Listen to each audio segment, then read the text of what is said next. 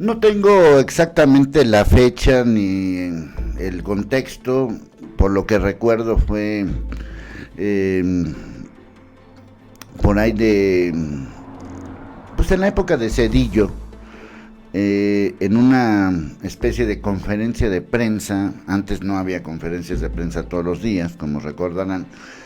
Y tengo entendido que fue en el norte, pero bueno, esos detalles son lo de menos. Lo que quiero, lo que quiero recordar es que una joven reportera, Carmen Aristegui, creo que en ese momento estaba en MBS. Insisto, los detalles a lo mejor se me van. El caso es que esta joven reportera de nombre Carmen Aristegui le hizo una pregunta a Zedillo que lo incomodó. Le preguntó: ¿y qué sigue después? ¿Baja California? A lo que hacía referencia Carmen Aristegui es a que se estaba vendiendo el país al mejor postor. Esto pues tiene un nombre que suena muy feo, pero pues el que se vende al mejor postor, pues ya sabes a lo que se dedica. Zedillo se molestó por esa pregunta y pues creo que hubo ahí algunos inconvenientes, etcétera, etcétera, etcétera. La pregunta tenía una razón de ser. El país se estaba vendiendo en el sentido estricto del término. Y se estaba vendiendo no solamente al mejor postor, sino a costa de todos los mexicanos. Conste que estoy hablando de Zedillo, pero me puedo ir un poco más atrás, cuando se empezaron a vender algunas cosas justamente en la época de Carlos Salinas. Y entre Carlos Salinas y Zedillo empezaron a formar lo que hoy estamos viviendo.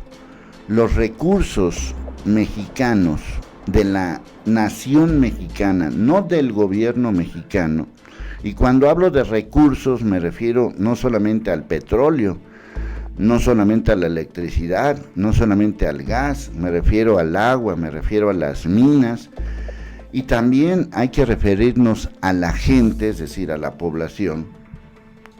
Cuando vino todo esto, el país no mejoró, porque esta fórmula de vender un país, pues quizás le haya funcionado a 2 o 3 países, o a 10 o a 100, pero en el caso específico de México no le funcionó a la población.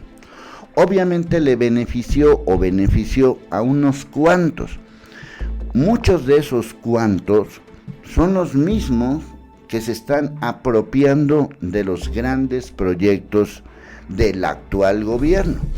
Así que los tiempos cambian para hacer lo mismo.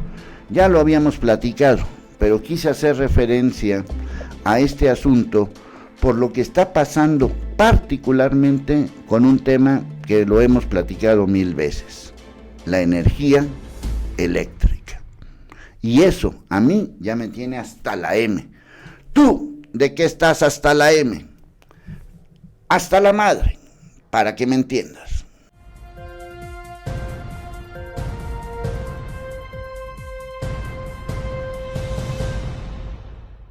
Cuando hablamos de los pasados gobiernos, generalmente nos referimos al PRI y al PAN, pero particularmente al PRI, en el sentido de que el PRI vendió el país. Pero no siempre fue así.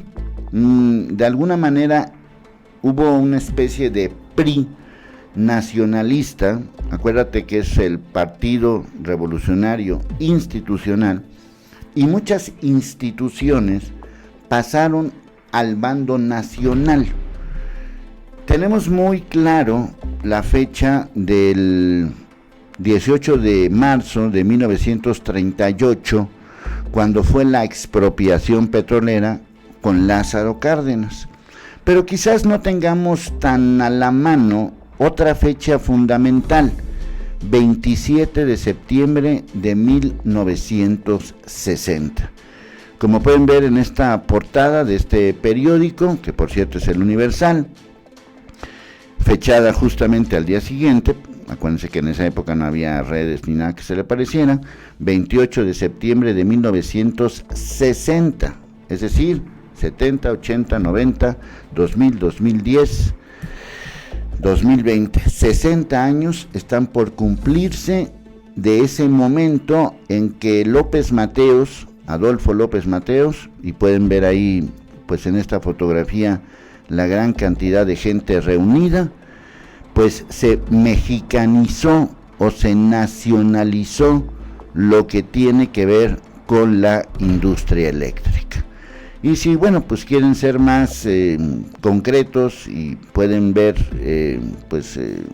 la nota de aquellos momentos, pues prácticamente es exactamente lo mismo, palabras más, palabras menos, de lo que se está viviendo en estos momentos con el entorno de la energía eléctrica. 1960. Ahora vamos al titular de otro periódico, en este caso es El Financiero, para darnos cuenta cómo han cambiado las cosas en estos 60 años. Y resulta que en el caso particular de la energía eléctrica, pues la Corte determinó que pues entra la controversia y que suspende la política de CENER contra las empresas llamadas renovables. Las medidas estarán vigentes hasta que la Suprema Corte de Justicia de la Nación decida si fallará a favor de COFECE, organismo que interpuso una controversia constitucional el 22 de junio, y como pueden ver, está fechada el 30 de junio de 2020. Y bajo estas condiciones, pues lo que dijo López Obrador en la conferencia mañanera de ese día, 30 de junio, es justamente que se va a pelear en las instancias correspondientes. ¿Qué pasó en 60 años? Esa es la pregunta. Porque existe el PRI nacionalista, el PRI que de alguna manera forjó, políticamente hablando, porque era el único partido en el gobierno, forjó lo que hoy conocemos, o lo que en su momento se llamó el milagro mexicano. Sí, un milagro mexicano en aquellos años, pues 50 y tantos sobre todo, y algunos 60 y tantos sobre todo.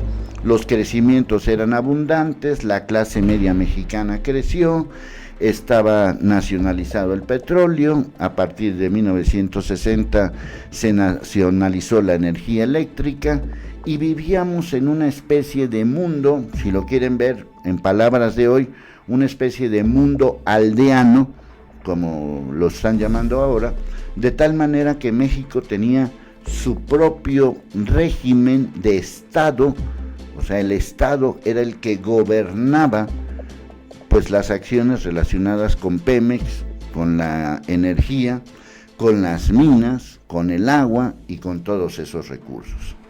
Todo iba muy en camino, no quiero calificarlo ni de bien ni de mal, iba en ese camino nacionalista, priista 100%, hasta que llegó Miguel de la Madrid.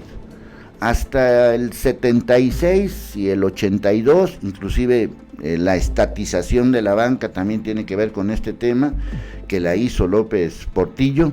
Hasta ese momento era una política nacionalista, 100% nacionalista, donde el Estado era el rector de todo, era el que tenía, por llamarlo de alguna manera, el monopolio tanto de la energía como de otros recursos.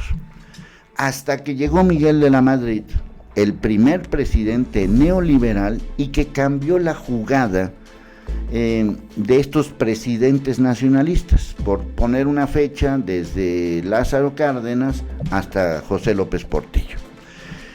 Estos presidentes nacionalistas del PRI se convirtieron en lo que se conoció más tarde como los presidentes tecnócratas del PRI.